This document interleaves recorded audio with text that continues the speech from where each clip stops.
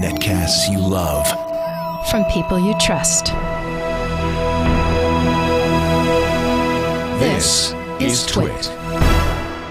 Audio bandwidth for the Daily Gizwiz is provided by Winamp. Subscribe to the Daily Gizwiz and all your favorite podcasts with the ultimate media player. Download it for free at winamp.com. Video bandwidth for the Daily Gizwiz is provided by CacheFly at CacheFly.com. It's time for the Daily Gizwiz with Mad's maddest writer, Dick DeBartolo. This is episode 1159 for Thursday, August 19th, 2010, My DVR Expander. Now, get ready for Dick. It's Thursday, which means you only have to do two things, rock and roll. Does the Gizwiz need another crappy theme? Yes! Yes, indeed. It's Thursday. The Gizwiz needs. It's Thursday. Another crappy theme. It's Thursday. The Gizwiz needs. It's Thursday. Another crappy theme. Ladies and gentlemen, please welcome Dick DeBartolo. Hello. Down crowds. And that was without a sound gizmo. But with a sound gizmo, it could sound like this. It sounds like FBI people crashing through glass windows to get in and shut us down. Well, you take what you can get. Yeah, that's true. Crowds of cheering fans, or FBI people crashing into your house. You're getting attention as long as they're either listening, way. what do we care? What do we That's care? How you doing? I'm doing great. I used to not be able to get the hang of Thursdays, as Douglas Adams so poignantly wrote, but I think the rock and roll theme of the Daily Gizwiz is really helping me get around that. Oh, yeah. Thursday, we look forward to that because you may be, people know that we do the shows in a row, and with rehearsals and script edits and printing, it's about a 14-hour day. Yeah. The dress A rehearsal. little longer with Tom because Tom's not quite a quick study remembering lines. So it's like a 20-hour day. So the theme does help. Let me just see where we got here at 1 a.m. Well, no, we're doing better. It's our 17th hour. Is it only 17? See, it's the third week now. I'm starting to remember. Yeah, you see, you're doing much better. The first week, I said, Lisa. Line. Oh, that's right, Dick. Yeah, good. Excellent. Nice read. Thank you. Read. Thank you. Lisa's getting a little tired of sitting there with the book. Yeah. I have Myra here. Myra's good because Myra types it on little cards and holds it up behind the camera. So so you have the cute. What are those called? Cute cards. Cutie index cards. Index cards. In the biz, that's what we call them. In the biz. It's like I always reminded of when I talk about index card. For the first 5 or 6 years when I was writing the match game, we used to type everything on 3x5 index cards. And as Gene Rayburn's vision got worse, he wouldn't wear glasses on camera. Cards kept getting bigger and bigger and bigger and bigger. I remember walking through the CNN set one time. I was an intern at National Public Radio, and I forget for some reason they were giving us a tour. And Larry King at the Larry King set, they had left his blue cards from the night before, and so I snagged one. I have one of Larry King's blue cards now in my private collection. Wow! He had horrible handwriting because he'd written notes all over it. Well, it's very funny because we used to tape Match Game at NBC, and we were in 8H. And Johnny Carson was coming on to be a guest star or something. I had to go down to Tonight Show studio to tell him what time to come up. And the prop table was there where they were doing weird gadgets. And on the back of every prop were all the ad-libs. And I thought,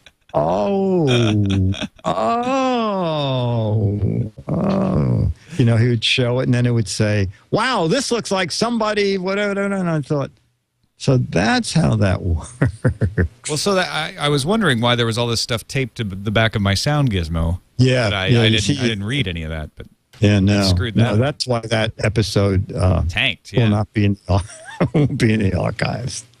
Oh well. So I guess that's it. Thanks, Oh wait, no, we still have to get to the gadget. Just a touch more.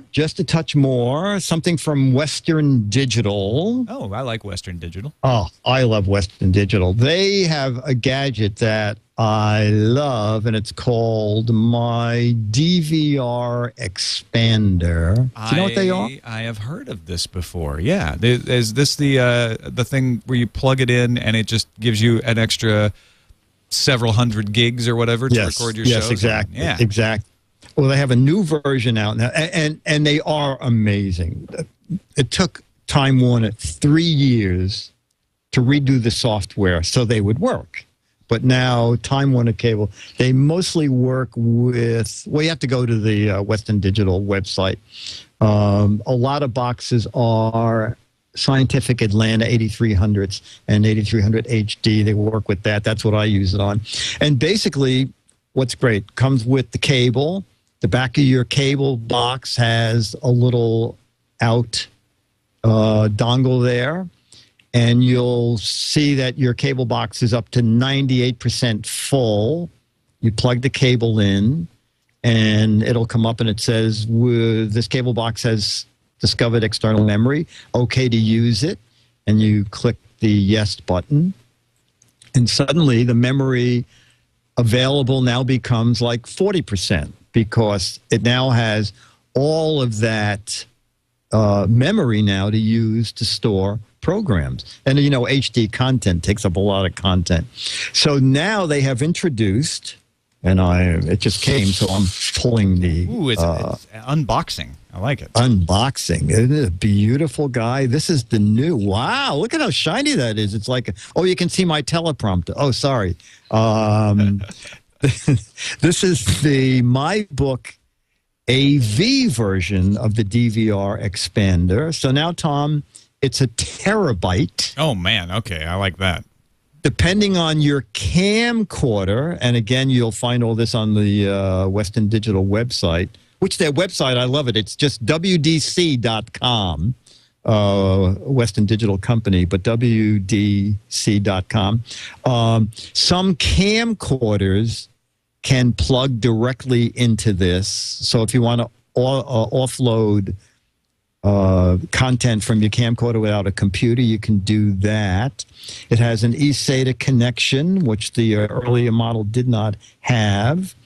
And it's about $119. And also, I was looking at some people's reviews, and one person wrote in and said, I just wanted to use it as an additional hard drive on my computer. And he said it plugged it in, and it just shows up as another hard drive if you want to do that too. But Well, I think that's an interesting use of it, actually, because you could unplug it from your DVR and then plug it into your computer and browse the files. Yeah, you know, I wonder. I know one thing about this that I found out is that when you plug it into your cable box, it codes the hard drive so that the content will only play back through that cable box, so that you can't record a bunch of movies and then take them elsewhere and play them back. Not easily. Oh, okay. I forgot who I'm talking to. And Tom, yeah, the crook hacker. Not me. I would never have the time. But that no DRM stands forever. Put it that way. So I mean, I think you can. Oh, okay. I think you can still. I think you can still browse the partitions and read the data off with something like PhotoRec or something like that. You just have to figure out how to crack that code. But yeah, it's not like it's going to be drag and drop. No, it's difficult because I did plug it into another thing, and it said you shouldn't do this, but do you want to do it anyway? Click, yeah. So they did make it easy. No, I'm just kidding. And it works. It works with a bunch of different DVRs, right? It's yes, not exactly. limited to one cable company. No, it's TiVo certified and Dish certified, and people at the Western Digital said I should be certified or I'm certifiable, something like something. I know it works on DirecTV because I have DirecTV. Oh, okay, very good. Do you have one of these? But you don't have one of these. No, I don't yet, but I didn't really need one in the size they had. But at a terabyte, that starts to be tempting just to have that amount of It's 120 hours of HD video. I am a big old movie fan, and like every couple days, I just go through Turner Classic Movies and click record this, record anything with Humphrey Bogart, record anything that's has these people in it. So it also works with the Xbox 360 and the PS3, which is another tempting use it does. of it. Yes, it does. So the new version is 119 buckaroos. That's cheaper than the smaller version, isn't it? You know what? The list is 149, but I did a web search and see that it's here and there for 119 for a terabyte. No, a terabyte. Really good looking. It's a little slimmer than the original MyBook DVR, and as I said, the eSATA connection's new, and I think it came with a couple of cables. Yeah. So it's pretty nifty. MyBook AV DVR. Excelente. So I will in fact be checking that out and looking to maybe buying that, because that sounds like a good investment at a terabyte for 119. I mean, and something that's USB 2.0 and meant to work with my DVR, because there are other DVR expanders out there. But if this is the newest one, goes with the newest firmware. Of course, every time they upgrade firmware, you're at the risk of these things maybe not working for an update or two. But I always want to buy the latest ones when you buy those DVR expanders. I like that. Absolutely. All right, I believe that if I don't know if that next to you is just a sheet of paper, or is it a letter? It's a letter. I can hear it. Come the letters. Oh, here come the Giz Wiz letters now. Woo-hoo.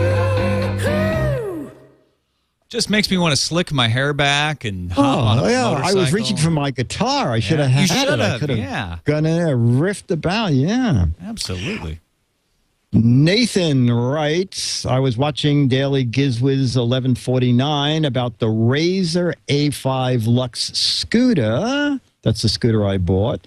And you guys talked about the bed fan. It sounded amazing.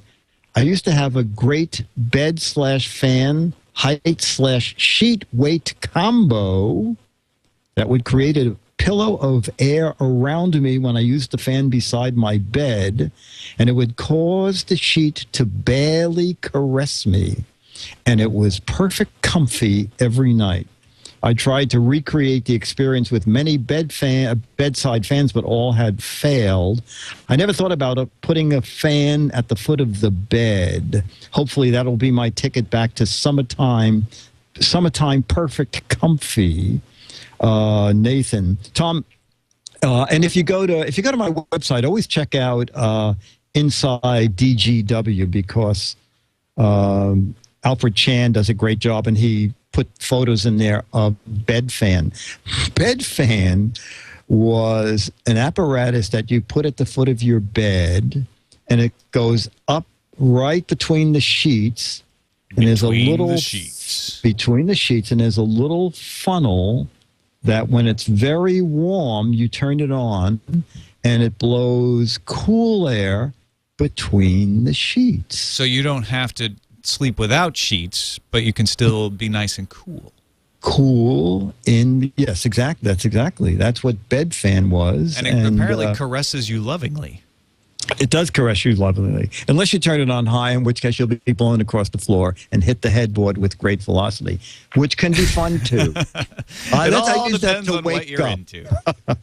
I can't wake up. I reach over, I turn my bed fan to tornado, and whoop! Yep, right against the head. Blows you right out of bed. Yeah, there's so many ways to go wrong with this conversation that I'm just gonna. Yes. I'm going to stay away from anything that involves sheets and blowing, and just say... I'll be here. DAIL. Why? It's the Daily Giz Whiz. It's the Daily Giz Whiz. It's the Daily Giz Whiz. It makes its own gravy. Yeah.